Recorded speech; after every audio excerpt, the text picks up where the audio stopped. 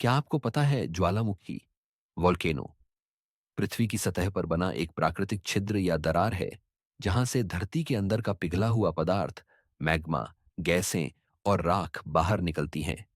जब अंदर का मैग्मा दबाव के कारण ऊपर आता है और फटकर बाहर निकलता है तो इसे ज्वालामुखी विस्फोट कहते हैं। बाहर आने पर मैग्मा को लावा कहा जाता है।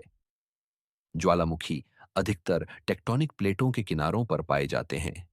ये खतरनाक हो सकते हैं, लेकिन इनसे बनी मिट्टी उपजाऊ होती है और कई खनिज भी मिलते हैं। ऐसे ही